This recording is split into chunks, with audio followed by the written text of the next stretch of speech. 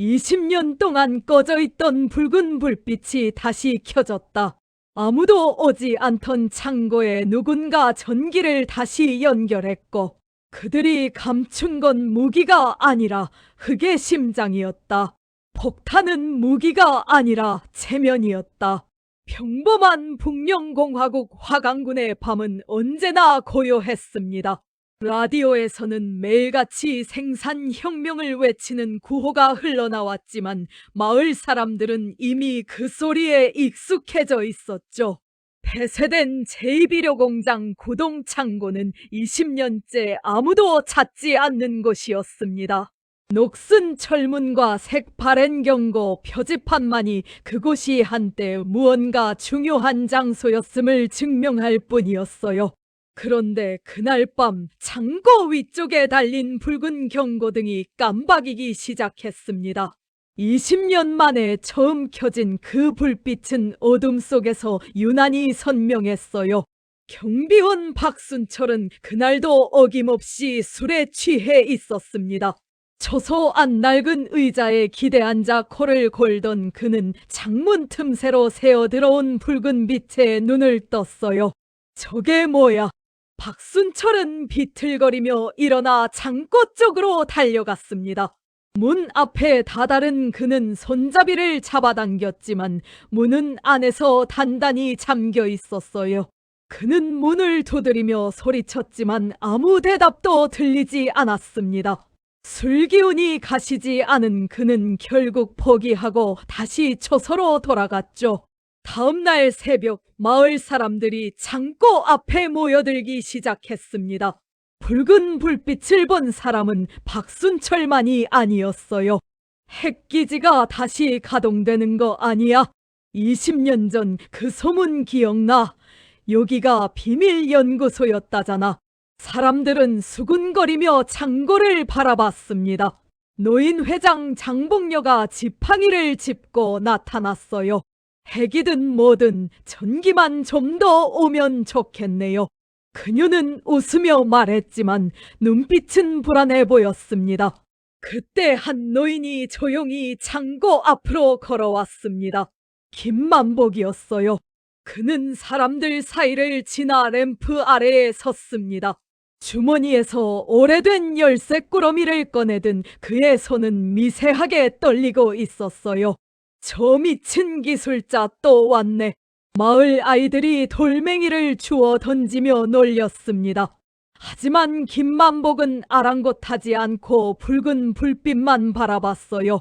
그의 눈에는 20년 전 그날의 기억이 떠올랐습니다. 실패했다고 낙인 찍힌 그날, 이 문이 영원히 닫히던 순간이요. 오후가 되자 경비실 무전기에서 지직거리는 소리가 들렸습니다. 본사에서 특수감찰팀 파견 명령이 떨어졌다. 현장 보존하고 대기하라.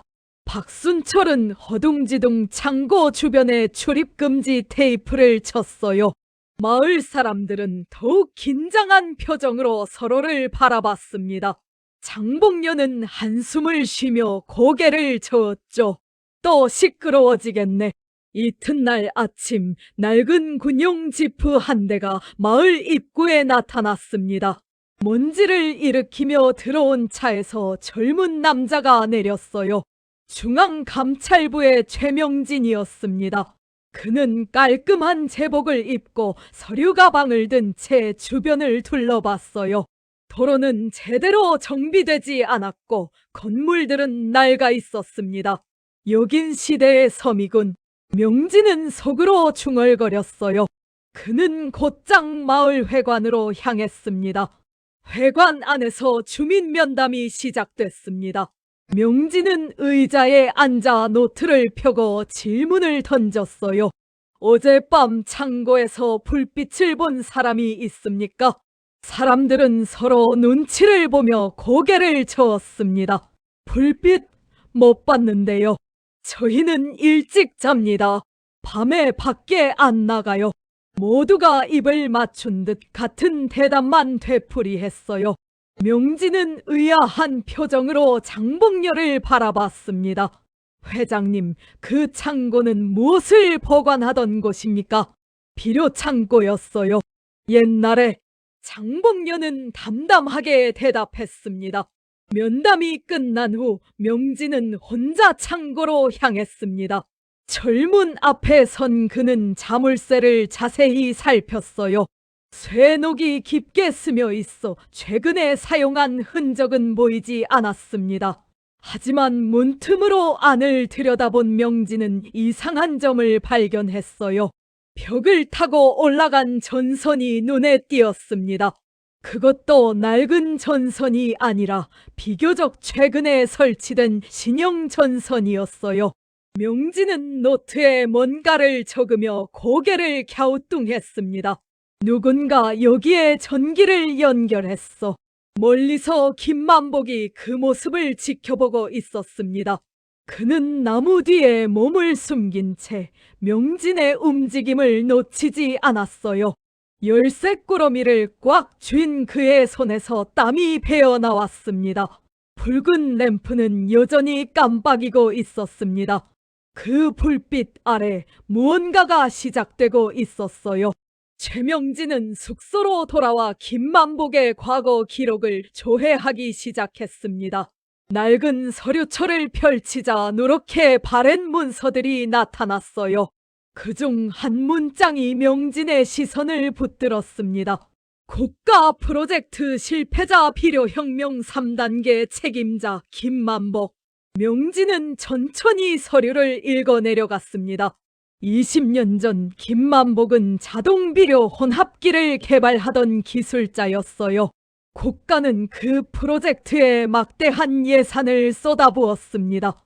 하지만 실험은 실패로 끝났고 프로젝트는 중단됐죠. 이상한 점은 그 다음이었습니다. 실패한 프로젝트였음에도 불구하고 정부는 구동창고를 핵심 기밀 보존 구역으로 지정했어요. 일반적인 실패 사례라면 그냥 폐기하거나 방치했을 텐데 왜 기밀로 분류했을까요? 명진은 보고서 곳곳에서 지워진 문장과 검게 칠해진 단어들을 발견했습니다. 무언가 숨기고 있어. 그는 노트에 메모를 하며 중얼거렸어요. 문서 마지막 장에는 프로젝트 관련 일체 언급 금지라는 도장이 선명하게 찍혀 있었습니다. 그날 밤 김만복은 조용히 집을 나섰습니다. 마을 사람들이 모두 잠든 시각이었어요. 그는 오래된 손전등 하나만 들고 창고로 향했습니다. 경비실 창문에서는 박순철의 코고는 소리가 들렸죠. 김만복은 열쇠꾸러미를 꺼내 자물쇠에 끼워 넣었어요. 녹슨 자물쇠가 뻑뻑하게 돌아갔지만 결국 문이 열렸습니다. 창고 안은 어둡고 습했습니다. 김만복은 손전등을 비추며 안쪽으로 들어갔어요. 벽 한쪽에는 손때 묻은 공구들이 그대로 걸려 있었습니다. 바닥에는 방사능 위험이라고 적힌 노란 스티커가 붙은 상자들이 쌓여 있었어요. 하지만 그 안에는 방사능 물질이 아니라 비료 시료와 토양 샘플만 들어 있었습니다. 김만복은 상자 하나를 열어 안의 흙을 만져봤어요. 20년이 지났지만 여전히 부드러웠습니다. 그는 그 흙을 보물처럼 조심스럽게 다뤘죠. 창고 중앙에는 낡은 기계 하나가 덮개 쌓여 있었습니다. 김만복은 천천히 덮개를 걷어냈어요. 녹슨 철제 프레임과 복잡한 배관들이 드러났습니다. 이것이 그가 평생을 바쳐 만들려던 자동비료 혼합기였어요. 그는 기계의 표면을 쓰다듬으며 눈을 감았습니다. 아직 늦지 않았어. 김만복은 작은 발전기를 찾아 전원선을 연결했습니다. 스위치를 올리자 발전기가 덜컥거리며 돌아가기 시작했어요. 이내 창고 위쪽의 붉은 램프가 다시 켜졌습니다. 희미하지만 확실한 빛이었어요. 김만복은 그 불빛을 올려다보며 미소를 지었습니다. 20년 전 꺼졌던 꿈이 다시 살아나는 느낌이었죠.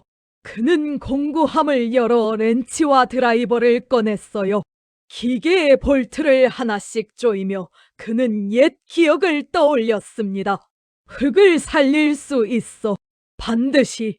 같은 시각 명진은 마을 변전소 근처를 조사하고 있었습니다.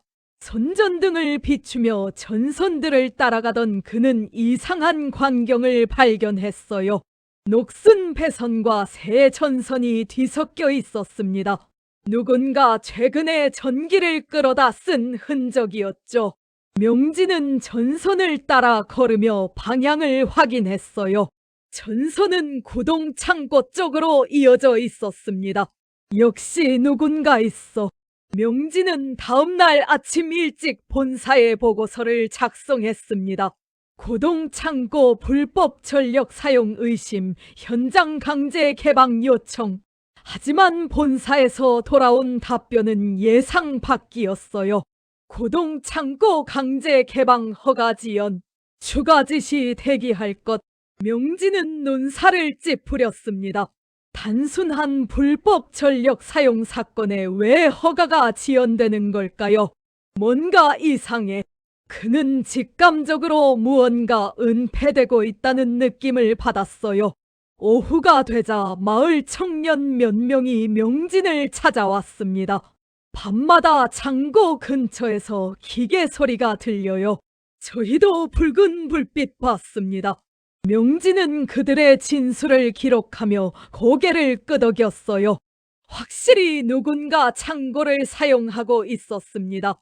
그는 감시팀을 배치하기로 결정했죠. 그날 저녁 장복녀는 마을방송 확송기 앞에 섰습니다. 주민 여러분, 당분간 구동창고 근처 접근을 금지합니다. 그녀의 목소리는 떨리고 있었어요. 안전을 위한 조치이니 협조 부탁드립니다. 방송이 끝난 후 장복녀는 깊은 한숨을 쉬었습니다.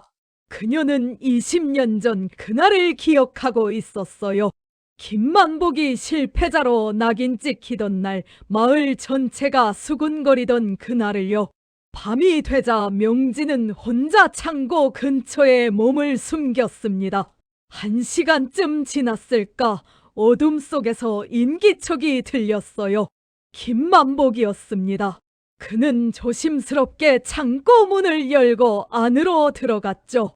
명진은 그 뒤를 따라가려다 멈춰 섰습니다. 문틈 사이로 새어나오는 붉은 불빛이 보였어요. 그리고 낮게 울리는 기계 소리도 들렸습니다. 명진은 노트를 꺼내 적었습니다. 김만복 현재 창고 내부에서 활동 중. 목적 불명. 창고 안에서 김만복은 기계 앞에 앉아 있었습니다.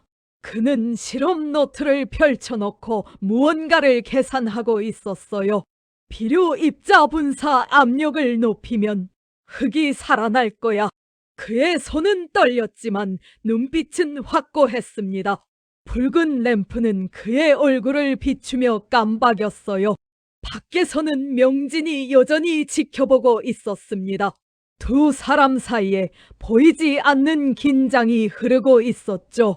일주일이 흘렀지만 본사의 허가는 떨어지지 않았습니다. 명진은 매일 보고서를 올렸지만 돌아오는 답변은 언제나 대기뿐이었어요. 그러던 어느 날 아침 갑자기 본사에서 특수팀이 도착했습니다. 군용 트럭 3대가 마을 입구에 멈춰 섰어요.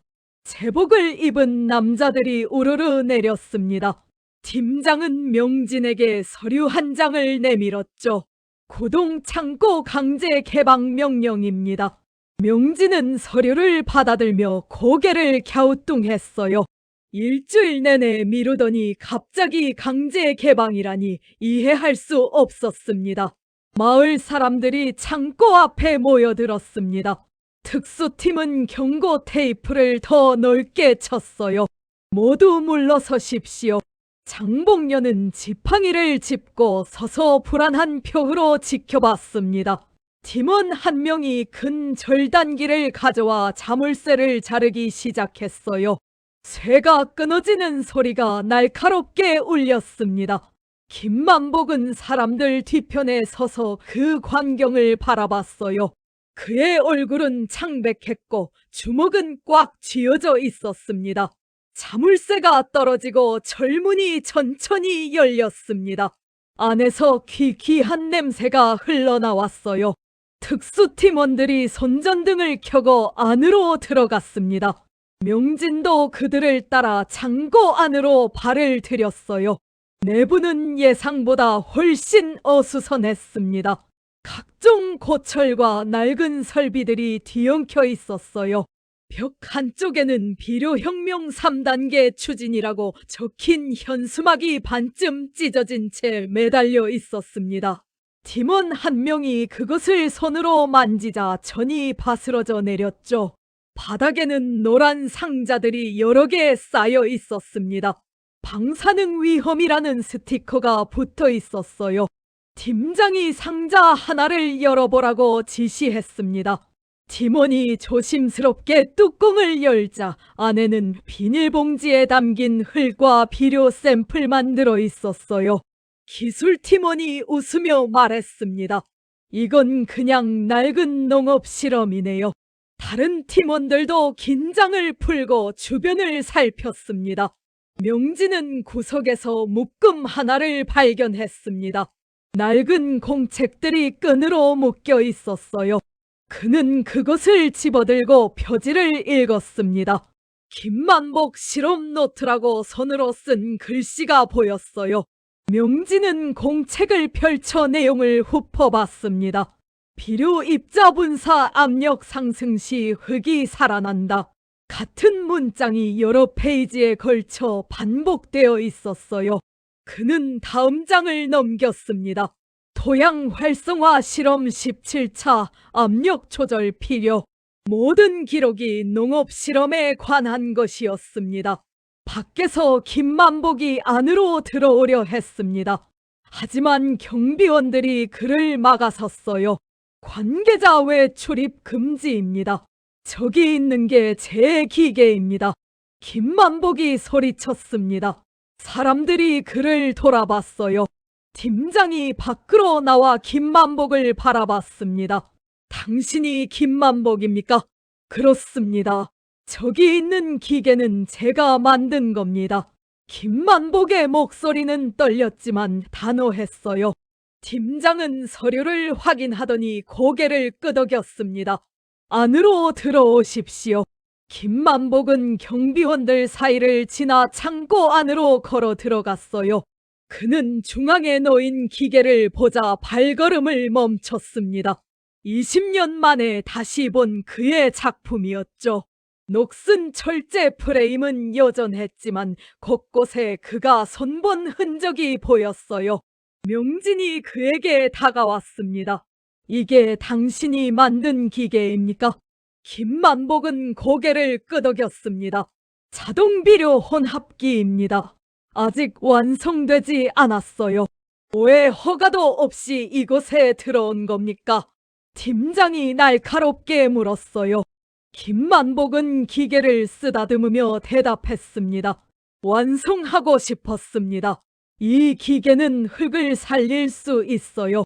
팀원들이 서로 눈빛을 교환했습니다. 누군가 비웃는 소리를 냈어요. 명진은 실험 노트를 펼쳐 김만복에게 보여줬습니다. 이게 당신이 쓴 겁니까? 김만복은 노트를 받아들고 천천히 페이지를 넘겼어요. 그의 눈에 눈물이 맺혔습니다. 네, 제가 썼습니다. 20년 동안의 기록입니다. 명진은 팀장을 돌아봤습니다. 팀장님, 이건 명백히 농업연구입니다. 왜 이것이 기밀구역으로 분류된 겁니까? 팀장은 대답하지 않고 입을 다물었어요. 그때 갑자기 창고 한쪽에서 불꽃이 튀었습니다. 팀원들이 깜짝 놀라 뒤로 물러섰어요. 작은 발전기에서 연기가 피어올랐습니다. 물 가져와. 누군가 소리쳤습니다. 소화기를 든 팀원이 달려와 하얀 가루를 뿌렸어요. 연기는 금방 잡혔지만 발전기는 완전히 망가졌습니다. 경미한 폭발이었지만 사람들은 크게 동요했죠. 밖에서 지켜보던 마을 사람들이 웅성거렸습니다. 폭발했어. 역시 위험한 거였어. 핵물질이 들어있는 거 아냐? 소문은 순식간에 퍼져나갔어요. 장봉녀는 사람들을 진정시키려 했지만 소용없었습니다. 팀장은 즉시 무전기를 꺼내 본사에 보고했어요. 고동 창고 내부에서 소규모 폭발 발생, 원인 조사 중. 본사에서 즉각 답변이 왔습니다. 현장 즉시 봉쇄, 언론 통제, 추가 지시 대기. 팀장은 팀원들에게 지시했어요. 창고 출입구 완전 봉쇄, 아무도 들어오지 못하게 해. 명진은 팀장의 팔을 붙잡았습니다. 팀장님, 이건 단순한 발전기 고장입니다. 왜 봉쇄합니까? 팀장은 명진을 밀어내며 말했습니다. 명령이야. 더 이상 질문하지 마. 김만복은 기계 앞에서 무릎을 꿇었습니다. 그는 기계를 껴안으며 중얼거렸어요. 아직 완성되지 않았는데. 팀원 2명이 그를 붙들어 일으켰습니다. 밖으로 나가십시오. 김만복은 저항하지 않았지만 눈물이 뺨을 타고 흘러내렸어요. 명진은 그 모습을 묵묵히 지켜봤습니다. 창고 문이 다시 닫혔습니다. 이번에는 더 큰 자물쇠와 쇠사슬로 묶였어요. 경비원들이 출입구를 지키기 시작했습니다. 마을 사람들은 수군거리며 흩어졌어요. 명진은 실험 노트를 품에 안고 숙소로 돌아갔습니다. 그는 노트를 펼쳐 다시 한번 읽기 시작했어요. 어디에도 폭탄이나 무기라는 단어는 없었습니다. 모든 문장이 토양 활성화로 시작되고 끝났죠. 밤이 되자 마을에는 긴장감이 감돌았습니다. 라디오에서는 구동 창고 사건에 대한 소식이 흘러나왔어요. 국가 중요 시설에서 사고 발생, 조사 진행 중. 장봉녀는 라디오를 끄고 한숨을 쉬었습니다. 김만복은 집 마당에 앉아 하늘을 올려다봤어요. 별들이 총총히 빛나고 있었습니다. 그는 주머니에서 열쇠 꾸러미를 꺼내 손에 쥐었어요. 이제 그 열쇠는 쓸모없게 되었지만 그는 여전히 놓지 못했습니다. 다음 날 새벽 군용 트럭이 김만복의 집 앞에 멈춰 섰습니다. 제복을 입은 남자들이 문을 두드렸어요. 김만복 나오십시오. 김만복은 이미 옷을 입고 기다리고 있었습니다. 그는 조용히 문을 열고 밖으로 나왔어요. 마을 사람들이 창문 너머로 그 광경을 지켜봤습니다. 아무도 나서지 않았죠. 김만복은 트럭 짐칸에 올라탔습니다. 트럭은 먼지를 일으키며 마을을 떠났어요. 조사본부는 마을에서 2시간 거리에 있었습니다. 낡은 콘크리트 건물이었어요. 김만복은 좁은 취조실로 안내되었습니다. 절제 책상과 의자만 덩그러니 놓여 있었죠. 취조관 2명이 들어와 그의 맞은편에 앉았습니다. 왜 허가 없이 구동 창고에 들어갔습니까? 취조관의 목소리는 차갑고 단호했어요. 김만복은 잠시 침묵하다가 입을 열었습니다. 흙을 살리고 싶었습니다. 취조관들은 서로 눈빛을 교환했습니다. 무슨 소리입니까? 명확하게 답변하십시오. 제 기계는 비료를 효율적으로 혼합해서 흙을 살리는 기계입니다. 김만복의 목소리는 떨렸지만 진심이 담겨 있었어요. 20년 전 실패했다고 포기할 수 없었습니다. 취조관 1명이 서류를 넘기며 물었습니다. 당신은 국가 프로젝트를 망친 책임자입니다.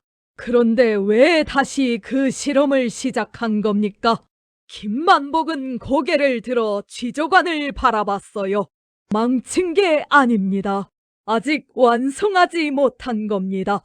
같은 시각 명진은 숙소에서 김만복의 실험 노트를 다시 읽고 있었습니다. 그는 페이지를 한 장 한 장 넘기며 메모를 했어요. 폭탄이라는 단어는 단 한 번도 등장하지 않았습니다. 무기, 파괴, 살상 같은 표현도 없었어요. 모든 기록은 토양 활성화, 비료 혼합 비율, 업력 조절로 가득했습니다. 명진은 노트를 덮고 깊이 생각에 잠겼죠. 이건 명백히 농업 연구야. 그는 보고서를 꺼내 다시 작성하기 시작했습니다. 명진은 펜을 들고 신중하게 문장을 적었어요. 고동창고 내 시설은 국가자산이 아닌 개인의 실패 실험으로 판단됨. 김만복의 행위는 불법 침입에 해당하나 국가안보와 무관함. 그는 보고서를 읽어보고 고개를 끄덕였습니다. 이것이 진실이었어요. 명진은 보고서를 봉투에 넣고 본사로 발송 준비를 했습니다. 그때 문이 벌컥 열렸습니다. 군 관계자 2명이 들어왔어요. 최명진 감찰관, 명진은 자리에서 일어났습니다. 본사 명령입니다. 즉시 동행하십시오. 명진은 당황하며 물었어요. 무슨 일입니까? 보고서 내용 확인차 소환입니다. 관계자들은 명진의 팔을 붙잡았습니다. 명진은 본부로 끌려갔습니다. 상관이 그를 기다리고 있었어요. 책상 위에는 명진이 작성한 보고서가 놓여 있었습니다. 상관은 보고서를 집어들고 명진을 쏘아봤어요. 이게 뭡니까? 조사 결과를 정리한 보고서입니다. 명진은 침착하게 대답했습니다. 상관은 보고서를 찢어버렸어요. 종이 조각들이 바닥에 흩어졌습니다. 당신은 상황을 이해하지 못하고 있어. 상관의 목소리는 차가웠습니다. 고동창고는 국가 기밀 시설이야. 그게 실패한 농업 실험이든 뭐든 그건 중요하지 않아. 명진은 고개를 저었어요. 하지만 사실을 왜곡할 수는 없습니다. 상관은 책상을 쳤습니다. 국가명예의 훼손죄로 체포한다. 2명의 경비원이 들어와 명진을 붙잡았어요. 명진은 구금실에 갇혔습니다. 좁고 어두운 방이었어요. 그는 바닥에 앉아 머리를 감싸 쥐었습니다. 시간이 얼마나 흘렀을까요? 문이 열리고 누군가 들어왔습니다. 김만복이었어요. 2 사람은 서로를 바라봤습니다. 당신도 여기에? 김만복이 물었습니다. 명진은 고개를 끄덕였어요. 진실을 말했다가 잡혀왔습니다. 김만복은 명진 옆에 앉았습니다. 2 사람은 한동안 말없이 앉아 있었어요. 명진이 먼저 입을 열었습니다. 당신의 실험 노트를 읽었습니다. 김만복은 명진을 돌아봤어요. 어떻던가요? 훌륭한 연구였습니다. 농업 발전에 기여할 수 있는 내용이었어요. 명진의 말에 김만복의 눈에 눈물이 맺혔습니다. 고맙습니다. 20년 만에 처음 듣는 말입니다. 명진은 품에서 서류 몇 장을 꺼냈어요. 본부로 오기 전 몰래 챙긴 진술서였습니다. 이걸 보십시오. 명진은 진술서를 김만복에게 건넸습니다. 김만복은 떨리는 손으로 서류를 받아들었어요. 진술서에는 그의 옛 동료였던 노인 기술자들의 증언이 적혀 있었습니다. 당시 비료혁명 프로젝트는 실패했지만 정부는 그 사실을 인정하지 않았다. 실패를 숨기기 위해 프로젝트를 핵 관련 연구로 포장했다. 김만복은 서류를 읽으며 손을 떨었어요. 이게 진실이었군요. 김만복의 목소리가 갈라졌습니다. 저는 실패자가 아니었습니다. 희생양이었던 거죠. 명진은 그의 어깨에 손을 얹었어요. 당신은 미친 사람이 아니었습니다. 유일하게 정직했던 사람입니다. 김만복은 고개를 떨구고 울기 시작했습니다. 20년 동안 쌓였던 억울함이 터져 나왔어요. 명진은 벽에 기대앉아 천장을 올려다봤습니다. 이 나라는 진실보다 체면을 더 중요하게 여깁니다. 김만복은 눈물을 닦으며 고개를 끄덕였어요. 그래서 제 기계는 영원히 완성될 수 없는 겁니다. 두 사람은 다시 침묵에 잠겼습니다. 구금실 밖에서는 경비원들의 발소리가 들렸어요. 다음 날 아침 명진과 김만복은 각각 다른 방으로 이송되었습니다. 명진은 다시 취조를 받았어요. 보고서를 다시 작성하겠습니까? 취조관이 물었습니다. 명진은 고개를 저었어요. 아니요. 제가 쓴 내용이 진실입니다. 취조관은 한숨을 쉬며 서류를 덮었습니다. 김만복도 같은 질문을 받았습니다. 당신의 실험이 실패였다고 인정하겠습니까? 김만복은 잠시 생각하다가 대답했어요. 아직 완성되지 않았을 뿐입니다. 실패가 아닙니다. 취조관은 책상을 두드리며 말했습니다. 고집을 부리면 더 오래 여기 있게 될 겁니다. 김만복은 아무 말도 하지 않았어요. 그의 눈빛은 흔들리지 않았습니다. 며칠이 지났습니다. 구금실에서 명진과 김만복은 다시 만났어요. 두 사람은 창문 너머로 보이는 하늘을 바라봤습니다. 후회하지 않습니까? 김만복이 물었습니다. 명진은 미소를 지었어요. 아니요. 당신은요? 김만복도 고개를 저었습니다. 저도 아닙니다. 두 사람은 서로를 보며 고개를 끄덕였어요.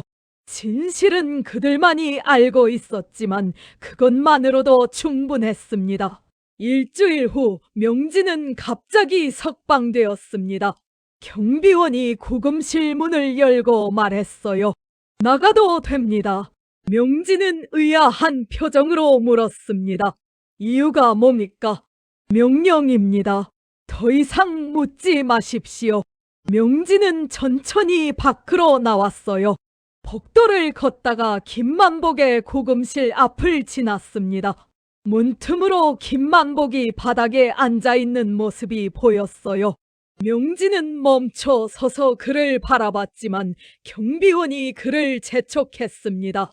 본부를 나선 명진은 마을로 돌아가는 대신 다른 곳으로 향했습니다. 그는 화강군 마을 회관을 찾아갔어요. 장복녀가 마루에 앉아 있었습니다. 감찰관님, 웬일이십니까? 장복녀는 놀란 표흐로 명진을 맞았어요. 회장님, 주민들에게 진실을 알려야 합니다. 명진의 목소리는 단호했습니다. 장복녀는 한숨을 쉬며 고개를 저었어요. 진실이요? 그게 뭐가 중요합니까? 김만복은 범죄자가 아닙니다. 그는 흙을 살리려던 기술자였습니다. 명진이 말했습니다. 장복녀는 지팡이를 짚고 일어나 창밖을 바라봤어요. 감찰관님, 진실이 마을을 구하지 못합니다. 그녀의 목소리는 쓸쓸했습니다. 이미 정부는 결정을 내렸어요. 김만복을 영웅으로 만들기로요. 명진은 눈을 크게 떴습니다. 영웅이요? 장복녀는 고개를 끄덕였어요.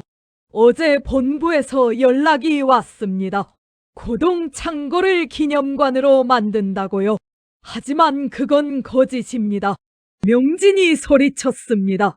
장복녀는 그를 조용히 바라봤어요. 진실과 거짓 사이에서 이 나라는 언제나 체면을 선택합니다. 명진은 입을 다물었습니다. 그날 저녁 명진은 혼자 고동 창고로 향했습니다. 출입구는 여전히 쇠사슬로 묶여 있었어요. 경비원은 자리를 비운 상태였습니다.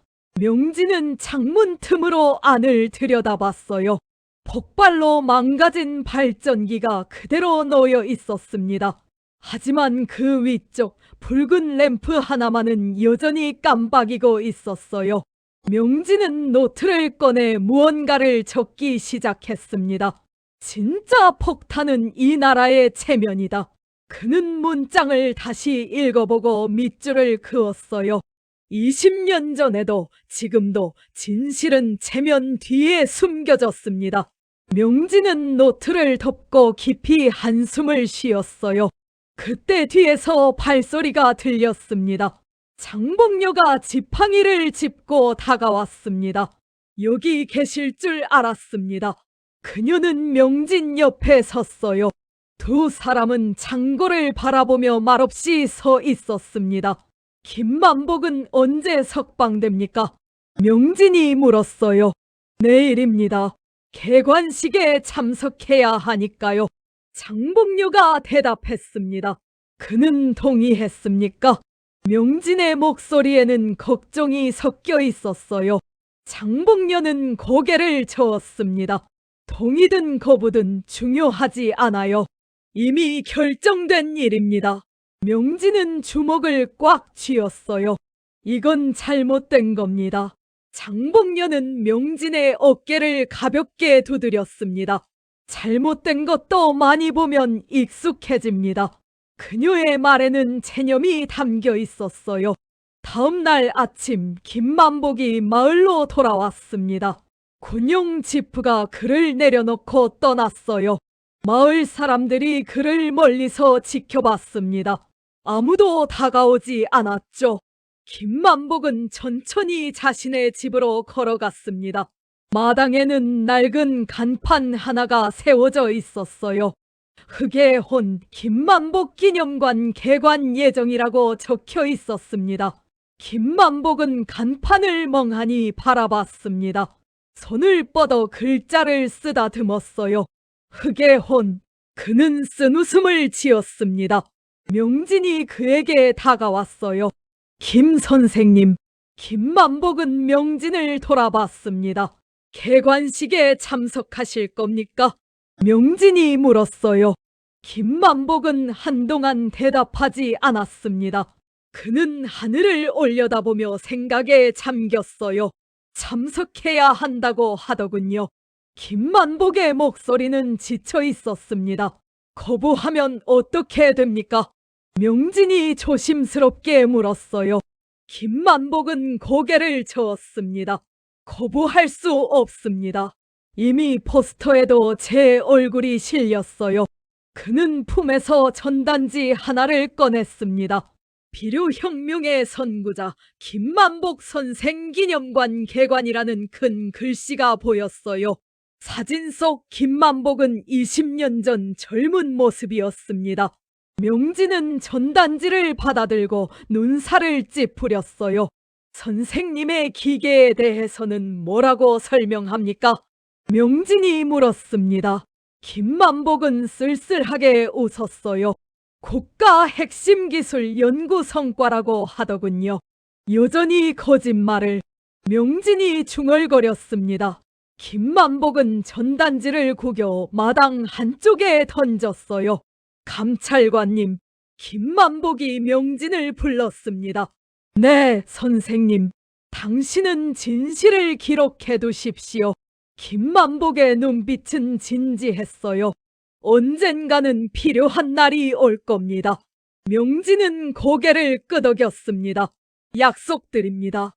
저녁이 되자 장복녀가 김만복을 찾아왔습니다. 만복씨, 내일 개관식 준비는 되셨어요? 김만복은 대답 대신 고개를 끄덕였어요.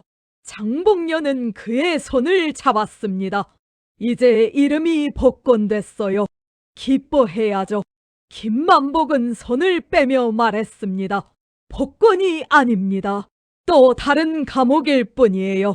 장복녀는 할 말을 잃었습니다.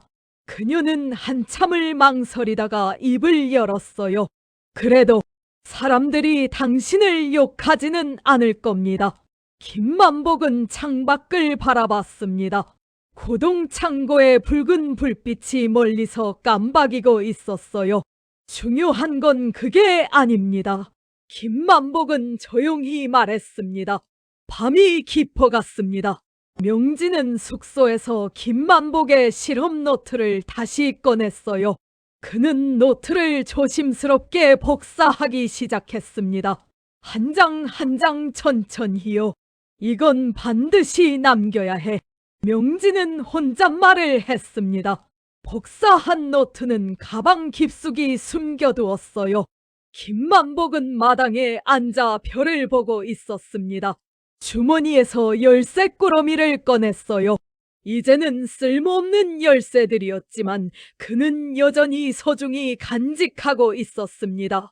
내 기계는 실패하지 않았어. 그는 작게 중얼거렸습니다. 붉은 램프가 어둠 속에서 그를 비추고 있었어요. 명진은 창문으로 김만복을 바라봤습니다. 외로운 노인의 뒷모습이 안쓰러웠어요. 그는 노트에 한 줄을 더 적었습니다. 김만복, 당신의 기계는 실패하지 않았습니다. 명진은 펜을 내려놓고 눈을 감았어요. 내일이면 모든 것이 바뀔 것입니다. 하지만 진실만은 그의 손에 남아있을 것이었어요. 몇 달이 흘렀습니다. 화강군 마을은 그 어느 때보다 분주했어요. 고동 창고 앞에는 새 페인트가 칠해진 간판이 세워졌습니다. 제2비료 공장 역사기념관 비료혁명의 선구자 김만복을 기리며라는 글씨가 반짝였어요. 창고 주변은 깨끗이 정리되었고 화단에는 꽃들이 심어졌습니다. 정부는 이 기념관 개관을 국가 행사로 선포했어요. 개관식 날 아침 고위 간부들이 속속 도착했습니다. 검은색 승용차들이 줄지어 마을 입구에 섰어요. 기자들도 카메라와 장비를 들고 나타났습니다. 마을 사람들은 정장을 차려입고 회관 앞에 모였어요. 장복녀는 새 한복을 입고 손님들을 맞이했습니다. 어서 오십시오. 우리 마을의 자랑스러운 날입니다. 그녀는 웃으며 인사했지만 눈빛은 복잡해 보였어요. 김만복은 구석에 조용히 서 있었습니다. 그도 새 양복을 입었지만 어색해 보였어요. 사람들이 그에게 인사를 건넸지만 그는 고개만 살짝 끄덕일 뿐이었습니다. 김만복 선생님 축하드립니다. 한 기자가 다가와 마이크를 들이댔어요. 소감 한 말씀 해주시겠습니까? 김만복은 입을 열었다가 다시 다물었습니다. 행사가 시작되었습니다. 사회자가 무대에 올라 큰 소리로 말했어요. 오늘은 역사적인 날입니다. 우리 공화국의 위대한 비료혁명을 이끈 김만복 선생을 기리는 날입니다. 박수 소리가 울려 퍼졌습니다. 고위 간부 한 명이 연단에 섰어요. 김만복 선생의 헌신 덕분에 우리 농업은 한 단계 도약할 수 있었습니다. 간부는 준비된 원고를 읽어 내려갔습니다. 그의 혁신적인 비료 혼합 기술은 국가 핵심 기술로 인정받았습니다. 김만복은 그 말을 들으며 고개를 숙였어요. 명진이 멀리서 그 모습을 지켜봤습니다. 그는 공식 발표문을 손에 쥐고 있었어요. 발표문에는 여전히 핵심 기술 재발견이라는 문장이 남아 있었습니다. 명진은 씁쓸한 미소를 지었어요. 테이프 커팅식이 진행되었습니다. 김만복이 앞으로 나와 가위를 들었어요. 플래시가 터지고 카메라 셔터 소리가 요란했습니다. 하나, 둘, 셋. 붉은 테이프가 끊어졌습니다. 사람들이 박수를 쳤어요. 김만복은 웃지 않았지만 아무도 신경 쓰지 않았습니다. 기념관 문이 열렸습니다. 사람들이 우르르 안으로 들어갔어요. 내부는 깨끗하게 정리되어 있었습니다. 낡은 기계는 유리 케이스 안에 전시되어 있었어요. 안내판에는 자동비료 혼합기 국가 핵심 기술의 결정체라고 적혀 있었습니다. 벽에는 김만복의 젊은 시절 사진들이 걸려 있었어요. 정말 훌륭한 기술자시군요. 한 관람객이 감탄하며 말했습니다. 김만복은 유리 케이스 앞에 섰습니다. 자신이 만든 기계가 낯설게 느껴졌어요. 20년 동안 손때 묻은 그 기계가 이제는 박물관 유물처럼 보였습니다. 장복녀가 그에게 다가왔어요. 만복씨, 이제 이름이 복권됐어요. 기쁘시죠? 김만복은 대답하지 않았습니다. 그는 기계만 바라보고 있었어요. 행사가 끝난 후 간부들이 기념사진을 찍었습니다. 김만복은 가운데 서라는 요청을 받았어요. 그는 어색하게 미소를 지었지만 눈은 웃지 않았습니다. 플래시가 다시 터졌어요. 좋습니다. 한 장 더. 사진사가 소리쳤습니다. 김만복은 고개를 돌려 창밖을 바라봤어요. 저녁이 되자 사람들이 하나둘 떠났습니다. 마을은 다시 조용해졌어요. 명진은 기념관 안에 혼자 남았습니다. 그는 천천히 전시물들을 둘러봤어요. 안내판의 설명들은 모두 과장되어 있었습니다. 혁명적, 획기적, 국가적 성과 같은 단어들로 가득했어요. 명진은 유리 케이스 앞에 섰습니다. 기계의 전원을 연결하라는 지시가 있었어요. 그는 스위치를 찾아 눌렀습니다. 기계가 웅웅거리며 작동하기 시작했어요. 창고 위쪽의 붉은 램프가 다시 깜빡였습니다. 하지만 불빛은 예전보다 훨씬 약했어요. 김만복이 기념관 안으로 들어왔습니다. 그는 명진 옆에 섰어요. 두 사람은 말없이 기계를 바라봤습니다. 감찰관님, 김만복이 조용히 말했습니다. 네, 선생님. 이건 흙의 심장이지 국가의 심장이 아닙니다. 김만복의 목소리는 단호했어요. 명진은 고개를 끄덕였습니다. 알고 있습니다. 그는 품에서 복사한 실험 노트를 꺼냈어요. 이걸 보관하고 있습니다. 진짜 기록을요. 김만복은 노트를 보며 눈시울을 붉혔습니다. 고맙습니다. 두 사람은 잠시 침묵했어요. 붉은 램프가 다시 한번 깜빡였습니다. 김만복은 기계를 쓰다듬었어요. 20년을 기다렸는데 결국 이렇게 끝나는군요. 명진은 그의 어깨에 손을 얹었습니다. 선생님의 기계는 실패하지 않았습니다. 김만복은 고개를 저었어요. 아니요. 완성되지 못했으니 실패입니다. 밖에서 장복녀가 불을 끄라고 소리쳤습니다. 명진은 스위치를 내렸어요. 기계가 멈추고 붉은 램프도 꺼졌습니다. 김만복은 한동안 어둠 속에 서 있었어요. 그는 천천히 밖으로 나갔습니다. 명진이 그를 따라 나왔어요. 마을은 고요했습니다. 별들이 하늘에 총총히 빛나고 있었어요. 김만복은 하늘을 올려다보며 걸었습니다. 명진은 그의 뒷모습을 바라봤어요. 선생님, 어디 가십니까? 김만복은 멈춰 서서 돌아봤습니다. 집에 갑니다. 이제 모든 게 끝났으니까요. 명진은 더 이상 말을 걸지 못했습니다. 김만복은 어둠 속으로 사라졌어요. 명진은 기념관을 돌아봤습니다. 새로 칠한 페인트가 달빛에 반짝였어요. 하지만 그 안에 담긴 진실은 아무도 알지 못했습니다. 명진은 노트를 가슴에 꼭 안고 숙소로 향했어요. 다음 날 아침 신문에는 개관식 사진이 실렸습니다. 비료혁명의 영웅 김만복 선생 기념관 개관이라는 제목이 컸어요. 기사에는 과장된 찬사들이 가득했습니다. 김만복은 신문을 보고 구겨버렸어요. 장복녀가 그를 찾아왔습니다. 만복씨, 이제 마음 편히 사셔도 됩니다. 김만복은 대답하지 않았습니다. 명진은 마을을 떠날 준비를 했습니다. 본부에서 복귀 명령이 떨어졌어요. 그는 짐을 싸며 복사한 노트를 다시 한번 확인했습니다. 언젠가 이게 필요한 날이 올 거야. 그는 노트를 가방 깊숙이 넣었어요. 떠나기 전 그는 김만복을 찾아갔습니다. 선생님, 떠납니다. 명진이 인사했어요. 김만복은 고개를 끄덕였습니다. 건강하십시오, 감찰관님. 명진은 김만복의 손을 잡았어요. 선생님의 기계는 실패하지 않았습니다. 꼭 기억하십시오.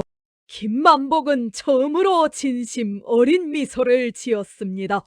고맙습니다. 명진은 지프에 올라탔습니다. 차가 출발하며 마을이 멀어졌어요. 뒤를 돌아보니 김만복이 손을 흔들고 있었습니다. 명진도 손을 흔들었어요. 차는 먼지를 일으키며 사라졌습니다. 김만복은 한참을 그 자리에 서 있었어요. 붉은 램프는 여전히 깜빡이고 있었습니다. 겨울이 찾아왔습니다. 화강군의 들판은 하얀 눈으로 덮였어요. 마을 사람들은 두꺼운 속옷을 입고 다녔습니다.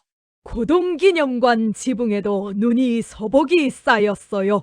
김만복은 새벽마다 기념관 앞을 쓸었습니다. 비가 오나 눈이 오나 그는 빠지지 않고 나왔어요. 김만복은 빗자루로 눈을 쓸며 붉은 램프를 올려다봤습니다. 램프는 여전히 깜빡이고 있었어요. 그는 매일 아침 램프가 켜져 있는지 확인했습니다. 마치 오래된 친구를 확인하는 것처럼요. 오늘도 잘 있구나. 김만복은 작게 중얼거렸어요. 마을 아이들이 기념관 앞을 지나갔습니다. 저기 김만복 할아버지다. 한 아이가 손가락으로 가리켰어요. 영웅 할아버지 맞지? 다른 아이가 물었습니다. 아이들은 김만복에게 인사를 하고 지나갔어요. 김만복은 쓸쓸하게 웃으며 손을 흔들었습니다. 최명진은 중앙을 떠나 지방농업연구소에서 일하고 있었습니다. 작은 사무실이었지만 그는 만족했어요. 책상 서랍에는 김만복의 실험 노트 복사본이 보관되어 있었습니다. 명진은 틈틈이 노트를 꺼내 읽었어요. 비료 입자 분사 압력. 그는 노트의 내용을 바탕으로 조용히 실험을 재개하고 있었습니다. 명진은 연구 보고서를 작성했습니다. 제목은 은폐된 실패의 기록이었어요. 그는 김만복의 실험이 어떻게 왜곡되었는지 상세히 기록했습니다. 진실은 반드시 기록되어야 해. 명진은 보고서를 봉투에 넣고 자물쇠가 달린 서랍에 보관했어요. 언젠가 이 기록이 빛을 볼 날을 믿으며요. 화강군에서는 정부 주최 기념식이 매년 열렸습니다. 김만복 기념관은 마을의 자랑이 되었어요. 관광객들이 찾아와 사진을 찍고 갔습니다. 혁명의 현장을 직접 보니 감동적이네요. 한 관광객이 말했어요. 장복녀는 라디오에서 기념관 소식을 들었습니다. 라디오 아나운서의 목소리가 울려 퍼졌어요. 김만복 선생의 위대한 업적을 기리는 제2회 기념식이 성황리에 개최되었습니다. 장복녀는 라디오 볼륨을 낮췄습니다. 또 시작이군. 그녀는 한숨을 쉬며 창밖을 바라봤어요. 기념관에서는 사람들이 모여 행사를 진행하고 있었습니다. 기념식에는 새로운 고위 간부들이 참석했습니다. 연설자가 무대에 올라 마이크를 잡았어요. 김만복 선생의 비료 혁명 정신을 이어받아 우리는 더 큰 발전을 이루어야 합니다. 박수 소리가 울렸습니다. 김만복은 뒤편에 조용히 앉아 있었어요. 그의 얼굴은 무표정했습니다. 행사가 끝나고 사람들이 흩어졌습니다. 김만복은 홀로 기념관 안으로 들어갔어요. 유리 케이스 속 기계는 여전히 그 자리에 있었습니다. 그는 케이스에 손을 대고 기계를 바라봤어요. 미안하구나. 너를 완성시켜주지 못해서 김만복은 작게 속삭였습니다. 마을 청년 윤대호가 기념관 해설사로 일하기 시작했습니다. 그는 매일 관광객들에게 같은 이야기를 들려줬어요. 이것이 바로 김만복 선생이 개발한 혁명적인 비료 혼합기입니다. 윤대호는 대본을 외우며 설명했습니다. 하지만 그는 실제로 기계가 어떻게 작동하는지 몰랐어요. 선생님은 국가를 위해 평생을 헌신하셨습니다. 윤대호의 말은 기계적이었습니다. 어느 날 기념관 벽에서 균열이 생겼습니다. 오래된 건물이라 벽이 조금씩 무너지고 있었어요. 윤대호가 벽을 살피다가 뭔가를 발견했습니다. 벽 틈새에 낡은 공책 한 권이 끼어 있었어요. 그는 조심스럽게 공책을 꺼냈습니다. 먼지가 풀썩 날렸어요. 윤대호는 공책 표지를 닦았습니다. 실험 기록 1차 보안판이라고 적혀 있었어요. 그는 공책을 펼쳐 내용을 읽기 시작했습니다. 비료 입자 분사 압력 조절, 토양 샘플 분석. 윤대호는 눈살을 찌푸렸어요. 이게 뭔 소린지 그는 문장들을 이해할 수 없었습니다. 윤대호는 공책을 들고 김만복을 찾아갔습니다. 할아버지, 이게 뭡니까? 김만복은 공책을 받아들고 천천히 페이지를 넘겼어요. 그의 손이 떨렸습니다. 내가 쓴 기록이구나. 김만복의 눈에 눈물이 맺혔어요. 이걸 어디서 찾았니? 김만복이 물었습니다. 기념관 벽 틈새에 끼어 있었습니다. 윤대호가 대답했어요. 김만복은 공책을 가슴에 안았습니다. 이걸 상부에 보고해야 하지 않을까요? 윤대호가 조심스럽게 물었어요. 김만복은 고개를 저었습니다. 아니다. 이건 내가 보관할게. 김만복의 목소리는 단호했습니다. 하지만 윤대호는 다음날 상부에 보고했습니다. 기념관에서 새로운 자료를 발견했습니다. 보고를 받은 관계자들이 즉시 마을로 내려왔어요. 그들은 김만복에게서 공책을 회수했습니다. 이건 국가 자료입니다. 개인이 보관할 수 없습니다. 관계자가 말했어요. 김만복은 아무 말도 하지 못했습니다. 며칠 후 정부는 공식 발표를 했습니다. 김만복 선생의 새로운 기밀 자료가 발견되었습니다. 라디오에서 뉴스가 흘러나왔어요. 이는 비료 혁명의 또 다른 증거로 국가적 보물입니다. 마을 사람들은 다시 한번 웅성거렸습니다. 또 무슨 기밀이래? 핵기술 연구였다는 소문도 있던데 소문은 빠르게 퍼져나갔어요. 장봉녀는 라디오를 끄고 한숨을 쉬었습니다. 또 똑같은 일이 반복되는구나. 그녀는 김만복의 집으로 향했어요. 김만복은 마당에 앉아 하늘을 보고 있었습니다. 만복씨 괜찮으십니까? 장봉녀가 물었어요. 김만복은 대답하지 않았습니다. 지방연구소에서 명지는 뉴스를 들었습니다. 김만복 선생 관련 새 자료 발견. 명지는 씁쓸한 미소를 지었어요. 역사는 또다시 반복되는군. 그는 서랍에서 복사한 노트를 꺼냈습니다. 진짜 기록은 여전히 그의 손에 있었어요. 밤이 되자 기념관의 붉은 램프가 다시 밝게 빛나기 시작했습니다. 평소보다 훨씬 강한 빛이었어요. 윤대호가 놀라서 기념관으로 달려갔습니다. 왜 갑자기 불이 밝아진 거지? 그는 스위치를 확인했지만 이상이 없었어요. 램프는 저절로 밝아진 것처럼 보였습니다. 김만복도 집에서 그 불빛을 봤습니다. 창문 너머로 붉은 빛이 새어 들어왔어요. 그는 천천히 일어나 밖으로 나갔습니다. 기념관까지 걸어가는 동안 눈이 내리기 시작했어요. 김만복은 기념관 앞에 서서 램프를 올려다 봤습니다. 너도 화가 났구나. 그는 작게 웃었어요. 윤대호가 김만복을 발견했습니다. 할아버지, 왜 이 밤에 나오셨어요?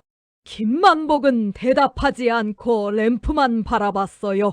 붉은 빛이 눈 내리는 하늘을 비췄습니다. 저 불빛은 무엇을 말하려는 걸까요? 윤대호가 물었어요. 김만복은 고개를 저었습니다. 아무도 모를 거다.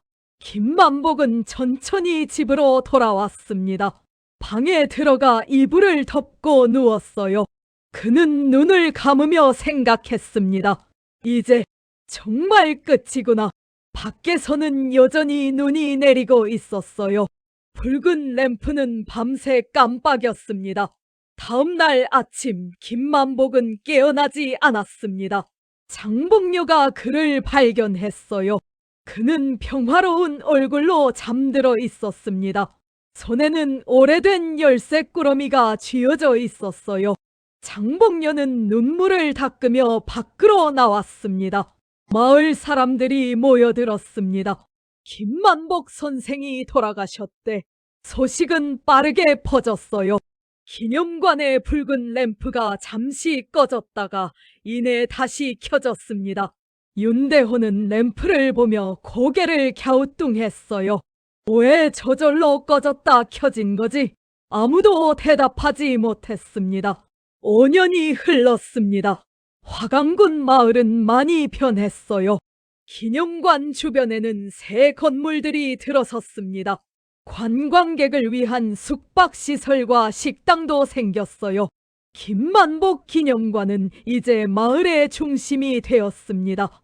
마을 입구에는 큰 간판이 세워졌어요. 비료혁명의 성지 화강군에 오신 것을 환영합니다라고 적혀 있었습니다. 윤대호는 여전히 기념관 해설사로 일하고 있었습니다. 이제 그는 숙련된 해설사가 되어 있었어요. 여러분, 이것이 바로 위대한 김만복 선생이 연구하던 곳입니다. 윤대호는 자신감 있는 목소리로 말했습니다.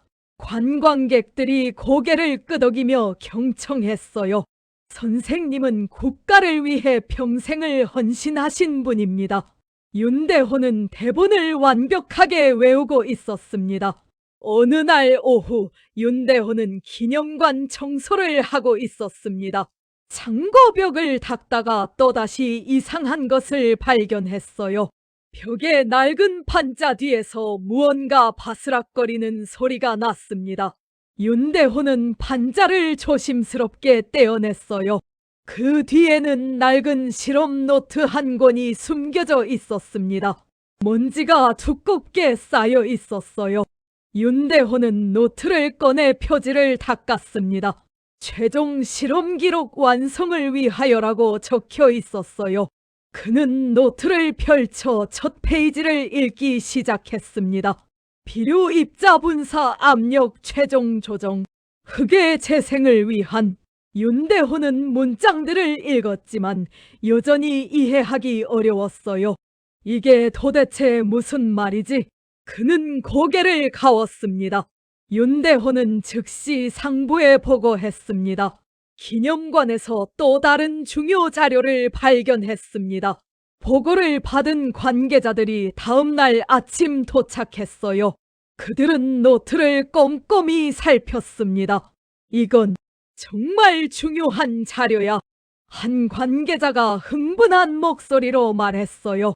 즉시 본부에 보고해야겠어.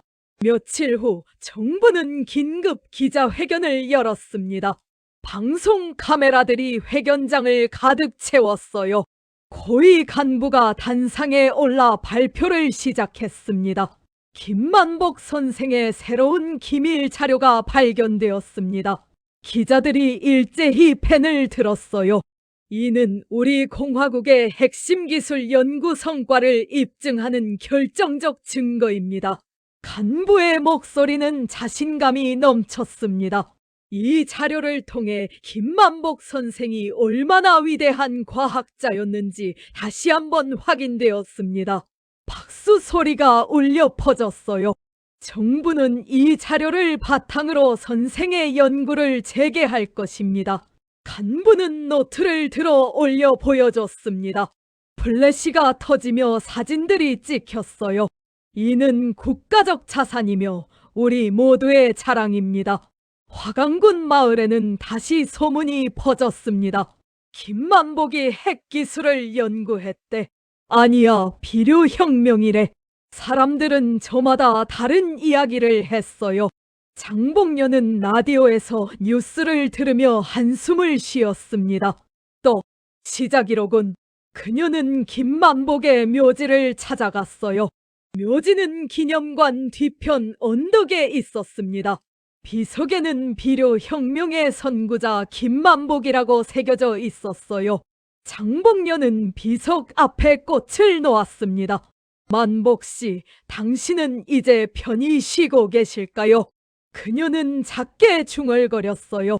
바람이 불어와 나뭇잎을 흔들었습니다. 지방연구소에서 최명진은 뉴스를 보고 있었습니다. 김만복 선생 관련 새 자료 발견. 텔레비전 화면에는 노트를 든 간부의 모습이 보였어요. 명진은 씁쓸하게 웃었습니다. 역사는 정말 반복되는군. 그는 책상 서랍을 열어 복사한 실험 노트를 꺼냈어요. 명진은 노트를 펼쳐 읽기 시작했습니다. 김만복의 손글씨가 여전히 선명했어요. 비료 입자분사, 흙을 살리기 위한. 명진은 천천히 페이지를 넘겼습니다. 진실은 여전히 여기에 있어. 그는 노트를 조심스럽게 다시 서랍에 넣었어요. 기념관에서는 특별 전시회가 열렸습니다. 새로 발견된 노트가 유리 케이스에 전시되었어요. 안내판에는 김만복 선생의 최종 연구 기록 국가 핵심 기술의 완성이라고 적혀 있었습니다. 관광객들이 몰려와 사진을 찍었어요. 정말 대단하네요. 한 관광객이 감탄하며 말했습니다. 윤대호는 관광객들 앞에서 설명을 시작했습니다. 이 노트는 김만복 선생이 마지막으로 남긴 귀중한 자료입니다. 그는 새로 받은 대본을 읽었어요. 선생님은 국가의 미래를 위해 이 연구를 완성하려 하셨습니다. 관광객들이 고개를 끄덕였습니다. 윤대호는 유창하게 설명을 이어갔어요. 그날 밤 윤대호는 혼자 기념관에 남았습니다. 청소를 마치고 문을 잠그려던 그는 문득 멈춰 섰어요. 기계 앞에 서서 유리 케이스를 바라봤습니다. 이게 정말 무엇을 위한 기계일까? 윤대호는 처음으로 진지하게 생각했어요. 그는 안내판의 설명을 다시 읽어봤습니다. 국가 핵심 기술. 윤대호는 고개를 가웠습니다. 그는 문득 5년 전 김만복이 했던 말이 떠올랐어요. 이건 흙의 심장이지 국가의 심장이 아니야. 당시에는 이해하지 못했던 말이었어요. 흙의 심장이라니. 윤대호는 중얼거렸습니다. 그때 갑자기 기계에서 소리가 났습니다. 덜컥거리는 소리였어요. 윤대호는 깜짝 놀라 뒤로 물러섰습니다. 전원이 꺼져 있는데 그는 스위치를 확인했어요. 스위치는 분명 내려가 있었습니다. 하지만 기계는 계속 소리를 냈습니다. 그리고 창고 위쪽의 붉은 램프가 다시 켜지기 시작했어요. 희미하게 깜빡이던 불빛이 점점 밝아졌습니다. 윤대호는 램프를 올려다보며 숨을 죽였어요. 왜 저절로 켜지는 거지? 그는 두려움과 호기심이 뒤섞인 표정을 지었습니다. 윤대호는 천천히 기계 앞으로 다가갔습니다. 유리 케이스에 손을 대고 기계를 자세히 살폈어요. 녹슨 철제 프레임과 복잡한 배관들이 보였습니다. 이게 정말 무엇을 만드는 기계일까? 윤대호는 혼잣말을 했어요. 붉은 램프가 그의 얼굴을 비췄습니다. 밤이 깊어졌습니다. 윤대호는 기념관 밖으로 나왔어요. 하늘에는 별들이 총총히 빛나고 있었습니다. 그는 창고를 돌아보며 생각에 잠겼어요. 붉은 램프는 여전히 깜빡이고 있었습니다. 대답 대신 저 불빛만 남았구나. 윤대호는 작게 중얼거렸습니다. 다음 날 아침 정부는 또 다른 발표를 했습니다. 김만복 선생의 연구를 계승하는 새 프로젝트를 시작합니다. 라디오에서 뉴스가 흘러나왔어요. 이는 국가 발전의 새로운 전기가 될 것입니다. 마을 사람들은 다시 한번 웅성거렸습니다. 또 무슨 프로젝트래? 소문은 빠르게 퍼져나갔어요. 지방연구소에서 명진은 전화를 받았습니다. 본부에서 걸려온 전화였어요. 최명진 연구원 새 프로젝트에 참여하실 의향이 있습니까? 명진은 잠시 침묵했습니다. 무슨 프로젝트입니까? 김만복 선생의 연구를 계승하는 프로젝트입니다. 명진은 씁쓸하게 웃었어요. 죄송하지만 거절하겠습니다. 명진이 대답했어요. 왜 그러십니까? 국가적으로 중요한 프로젝트입니다. 상대방이 물었습니다. 명진은 잠시 생각하다가 말했어요. 저는 이미 진짜 연구를 하고 있습니다. 그는 전화를 끊었습니다. 명진은 서랍에서 복사한 노트를 다시 꺼냈습니다. 김만복의 진짜 기록이었어요. 선생님, 저는 당신의 진짜 꿈을 이루겠습니다. 명진은 노트를 펼쳐 연구를 계속했습니다. 창밖으로는 봄바람이 불어왔어요. 화강군 마을에서는 새로운 간판이 세워졌습니다. 김만복 선생 연구계승센터 건립 예정이라고 적혀 있었어요. 공사 차량들이 들어오기 시작했습니다. 장복녀는 멀리서 그 광경을 바라봤어요. 끝이 없구나. 그녀는 한숨을 쉬며 집으로 돌아갔습니다. 밤이 되자 기념관의 붉은 램프가 다시 밝게 빛났습니다. 윤대호가 창문으로 그 불빛을 봤어요. 그는 침대에 누워 천장을 바라보며 생각했습니다. 저 불빛은 무엇을 말하려는 걸까? 하지만 대답은 없었어요. 붉은 램프는 말없이 깜빡일 뿐이었습니다. 새벽이 밝아왔습니다. 윤대호는 일찍 일어나 기념관으로 향했어요. 문을 열고 안으로 들어가자 기계가 보였습니다. 그는 유리 케이스 앞에 서서 기계를 오래 바라봤어요. 언젠가는 진실을 알게 될까? 윤대호는 혼잣말을 했습니다. 붉은 램프가 희미하게 깜빡였습니다. 마치 대답하는 것처럼요. 윤대호는 스위치를 만지며 망설였어요. 그리고 천천히 스위치를 올렸습니다. 기계가 웅웅거리며 작동하기 시작했어요. 붉은 램프가 더욱 밝게 빛났습니다. 창고 밖 언덕에서는 흙이 봄비를 맞고 있었습니다. 비를 머금은 흙에서 새싹이 돋아나기 시작했어요. 붉은 불빛이 흙 위로 번져나갔습니다. 김만복의 묘비도 그 빛을 받으며 서 있었어요. 진실은 다시 한번 은폐될 준비를 마쳤습니다. 하지만 흙은 알고 있었어요. 그 불빛이 무엇을 위한 것이었는지를요.